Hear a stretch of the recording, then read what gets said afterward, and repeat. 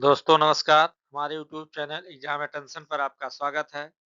आज हम लोग सीटेट पेपर 2 में पूछे गए गणित के सवाल को कुछ देखेंगे। उसमें पेडागोगी है और फिर न्यूमेरिकल भी है, दोनों तरह के सवाल है। 5 क्वेश्चन है और बहुत बेहतरीन क्वेश्चन है। इसको देखिएगा पूरा ज़रूर। चलिए देखते हैं, पहला क्वेश्चन है, concept was labelled as schema by, माने किसके द्वारा अवधारणा को स्कीमा के रूप में नामांकित किया गया है। इसका पहला ऑप्शन है वाइगोत्स्की, दूसरा है पियाजे, तीसरा है ब्रूनर और चौथा है वैन हुइल्स। तो इसको किसने दिया, आप लोग बहुत पढ़े होंगे और तैयारी लगभग सबकी कंप्लीट हो गई होगी। तो इसका उत्तर कौन है बताइए, कमेंट बॉक्स में बताएं। इसका उत्तर बी होगा, यानी पियाजे है। फिर अगला प्रश्न है, प्रश्न संख्या 2 है, if x equal to 1.011 plus 10.11 minus 12.101 plus 0.1011, then what should be added to x to get the sum of as 1.1। यदि x इक्वल टू 1.011 धन 10.11 माइनस 12.101 धन 0.1011 है, तो x में क्या जोड़ा जाए जिससे योगफल 1.1 प्राप्त हो जाए। तो यानी x का वैल्यू पहले निकाल लीजिए, यानी तीनों जोड़ दीजिए, इसको जोड़े, इसको जोड़िए दोनों को, ठीक। इसको जोड़ने के बाद फिर इसको जोड़ लीजिए, ये दोनों जोड़ लो, फिर इसमें से क्या करो, घटा दो। तो इन दोनों को जोड़ोगे तो लगभग आ जाएगा आपका 11.2 और 2 और 1 आ जाएगा। अब फिर इसमें 12 में से आप क्या करिए, घटा दीजिए, 12.101, ठीक है, तो घटा दीजिए।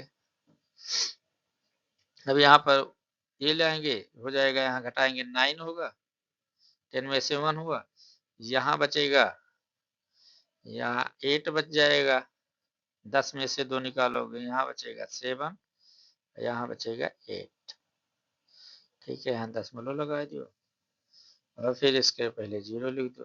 लेकिन ये किस में रहेगा, ऋण में रहेगा, ठीक है, किसमें, ऋण में रहेगा, ठीक है।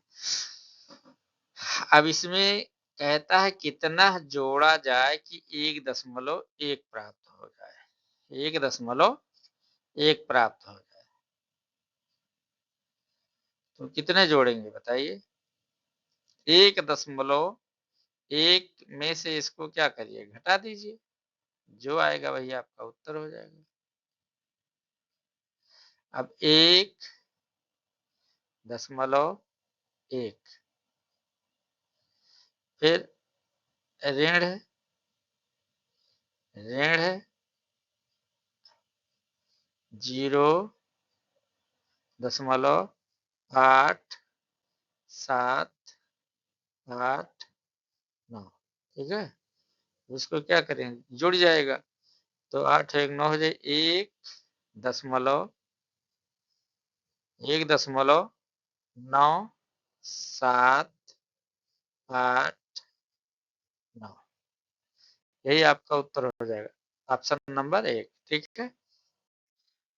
प्रश्न संख्या 3 है, teacher conducted an oral assessment in class and found that Ram can speak definition of all types of numbers, odd, even, prime and composite accurately, but is not able to identify the numbers accurately when given a set of numbers. Which of the following is most appropriate for the above situation?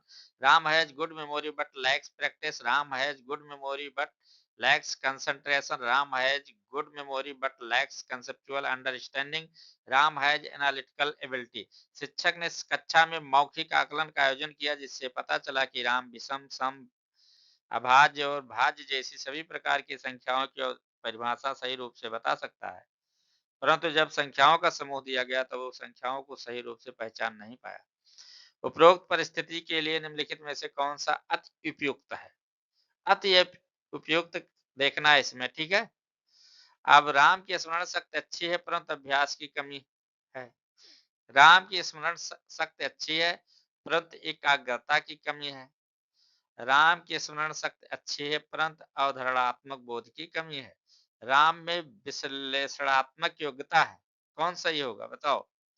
इसका option number 3 सही होगा, ठीक है।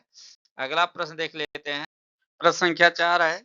ये score shopkeeper sells an article for 324 after giving a discount of 28% on its market price. The cost price of the article is 300. If she sells the article by giving 18% discount on its same market price, then what will he see profit percent? कोई दुकानदार एक वस्तु को उसके अंकित मूल्य पर 28% की छूट देकर 324 में बेचता है। वस्तु का क्रय मूल्य 300 है। यदि वो उसी अंकित मूल्य पर 18% की छूट देकर वस्तु को बेचे तो उसका लाभ प्रतिशत क्या होगा? अब इसको सीधी सी बात है, इसमें अगर इनको 28% छूट देकर बेचता है तो अंकित मूल्य के 72% यानी 100 में से 28 घटाओगे कितना हो जाएगा? 72% कितना? 72% गुणे केकरे मार्केट प्राइस, एमपी है मार्केट प्राइस, बराबर कितना है? 324। 324 हो गया, ठीक है। अब एमपी बराबर कितना हो जाएगा?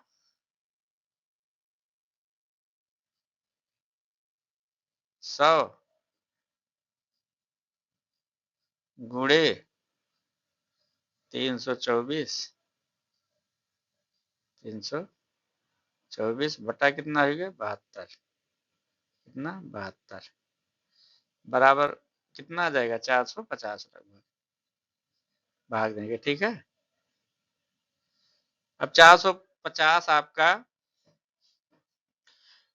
मार्केट प्राइस मिल गया। अब उस पे कहते हैं 18% के छूट दे दी जाए तो कितना हुई? तो 18 450 और 18% निकाल के घटा दीजिए 450 में से, या तो फिर 450 का 82% निकाल लीजिए। दोनों का उत्तर लगभग उतना ही आएगा, ठीक है।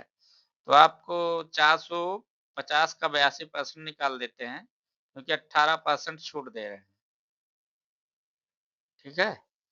485 का 82%, तो 82 बटा 100 कह दो।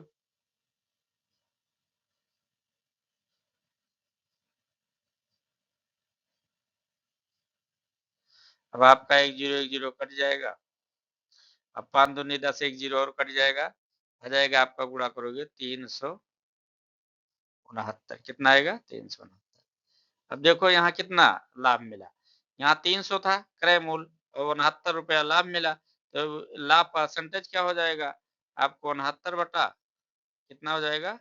300, मैंने लाभ बटा क्रय मूल्य और गुणे 100 ही गए। अब भाग दे दो, कितना आ जाएगा? ये भी कट गया, ये भी कट गया। 23 तिया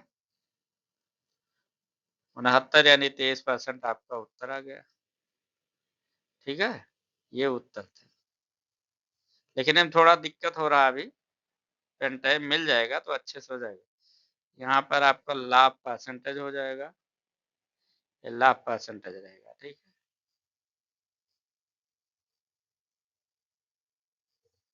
उत्तर आ गया आपका 23%, ठीक है। अगला प्रश्न देख लेते हैं।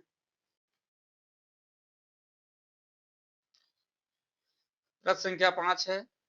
कक्षा 6 की एक गणित की शिक्षिका ने अपने विद्यार्थियों के समक्ष निम्नलिखित प्रश्न रखा। प्रातःकाल शहर में 3 व्यक्ति एक साथ चलना प्रारंभ करते हैं। उनके कदमों की लंबाई क्रमशः 70 सेंटीमीटर, 85 सेंटीमीटर और 95 सेंटीमीटर। इनमें से प्रत्येक न्यूनतम कितनी दूरी चले कि वह वही दूरी पूरे पूरे कदमों में तय कर सके? निम्नलिखित में से कौन सी अवधारणा दी गई प्रश्न करने के लिए आवश्यक होगी? महत्तम समापवर्तक की अवधारणा, लघुत्तम समापवर्तक की अवधारणा, विभाजन की अवधारणा, समानुपात की अवधारणा।